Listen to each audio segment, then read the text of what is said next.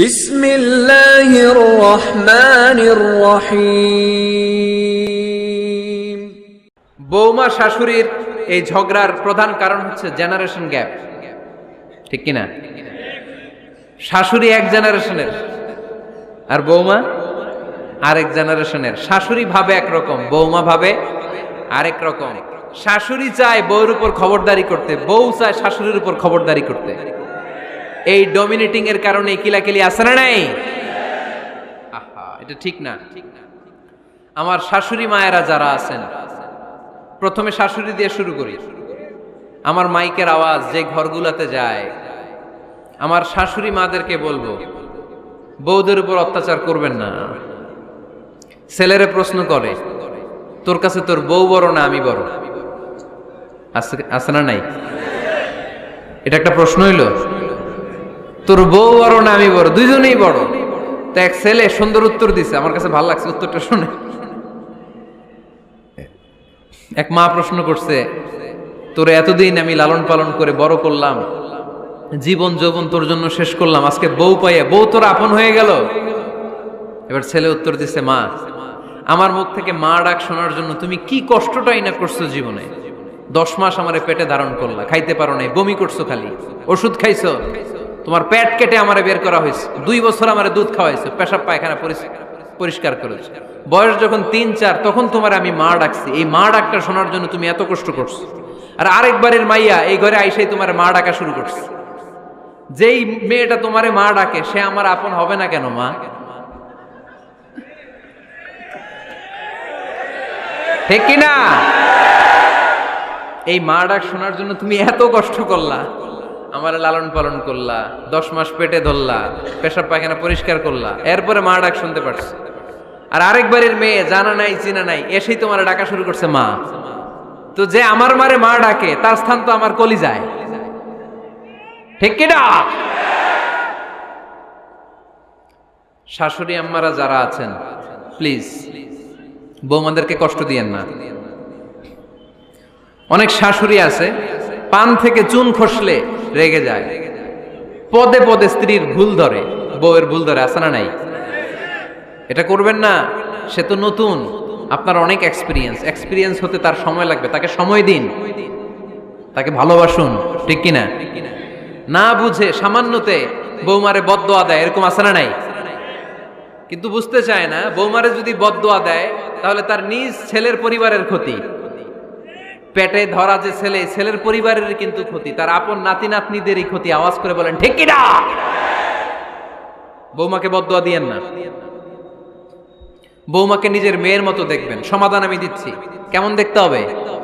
নিজের মেয়ের মতো। নিজের মেয়ে সকালে ঘুম থেকে ওঠে 11টা, ওইটা সমস্যা নাই।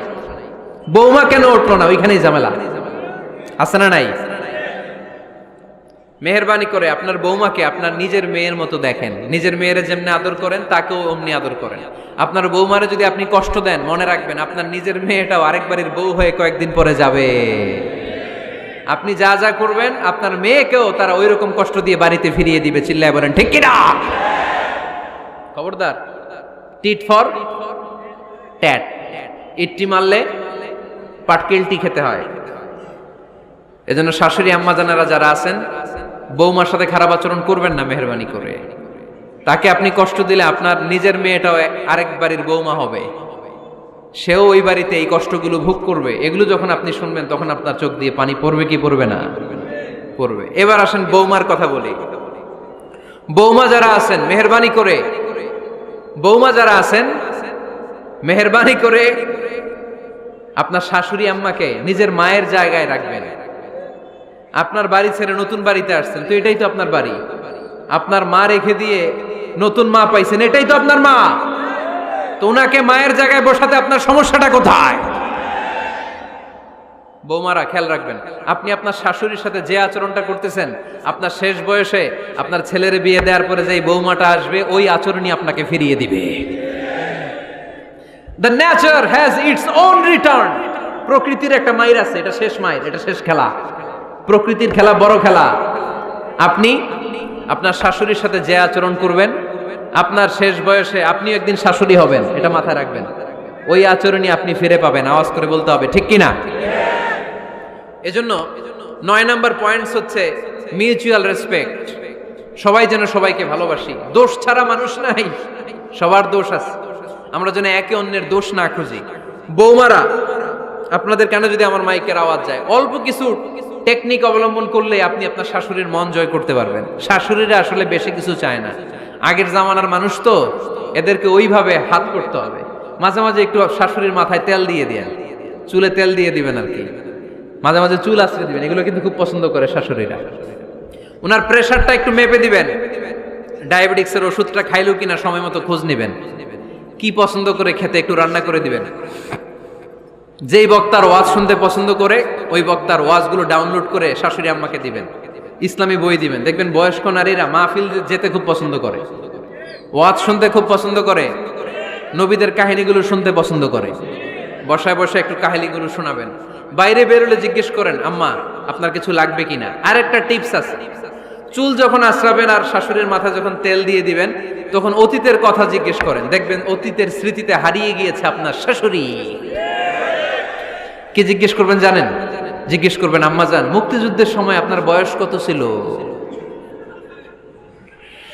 ওই সময় মুক্তিযুদ্ধের সময় আপনাদের এলাকায় কি কি হয়েছিল মা? আরেকটা প্রশ্ন করবেন, মা বিয়ের সময় আপনি কেমন ছিলেন? ওই দিন দেখবেন বুড়ি আর বুড়ি নাই, জুয়ান হয়ে গেছে। ওই দিন বলবে, মা আমি অনেক সুন্দরী ছিলাম, আমার মাথায় অনেক চুল ছিল, আজকে নাই। আমগো গ্রামে আমার সাথে সুন্দরী মাইয়া ছিল না। অতীতের স্মৃতিতে, স্মৃতি হাতরাতে হাতরাতে তিনি হারিয়ে যাবেন। জিজ্ঞেস করবেন যে, মা শীতকালে আপনাদের দেশে কি পিঠা বানাতেন আপনি যখন ছোট ছিলেন, আপনার বাপ চাচারা কি করতো? এগুলো জিজ্ঞেস করলে উনি স্মৃতির পাতা হাতরাতে হাতরাতে চোখ দিয়ে দাঁড় দাঁড় করে ওনার পানি ঝরতে শুরু করবে। আপনার জায়গায়, ওনার হৃদয়ের মনি কোঠায় এমন জায়গায় পৌঁছবে, আপনার ছাড়া উনি কিছুই বুঝবে না।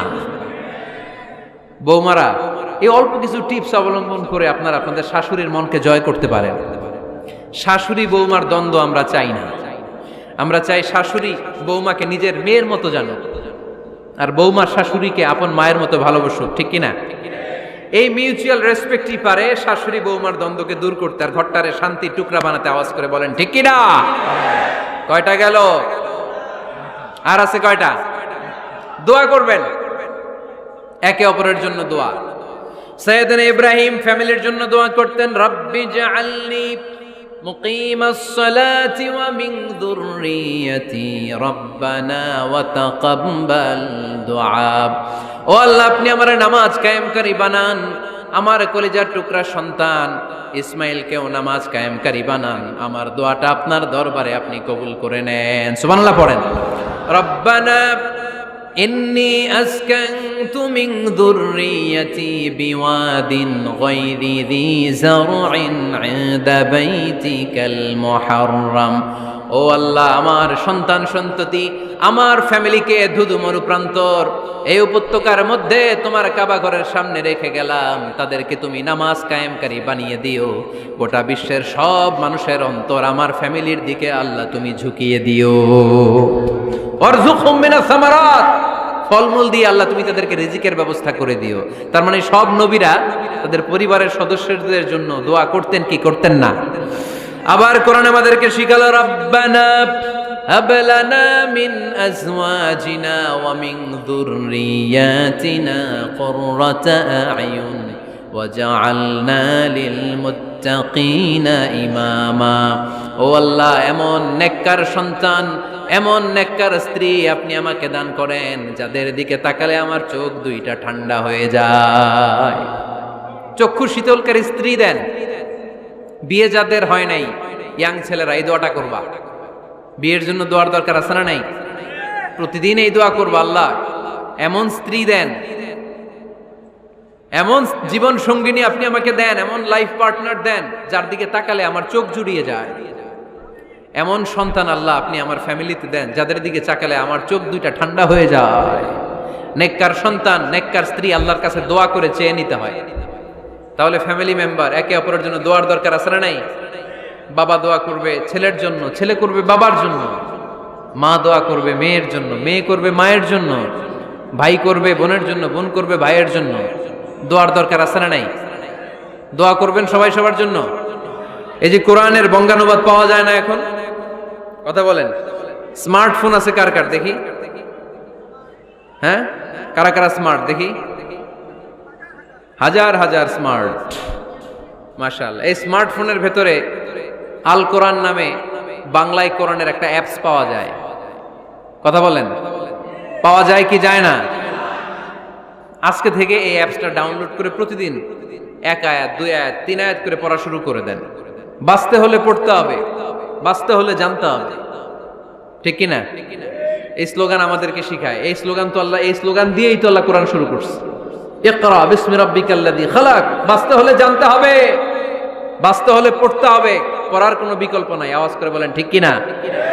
সুজানগরের রায়েরা, মোবাইলের অ্যাপসের ভিতরে আমরা কোরআন রাখতে রাজি আছি তো সবাই? হাদিসের অ্যাপস ডাউনলোড করতে রাজি আছি তো? বাস রাজি আছি, ডাউনলোড করে রাইখা দেবো, আর কেউ পড়বো না নাকি?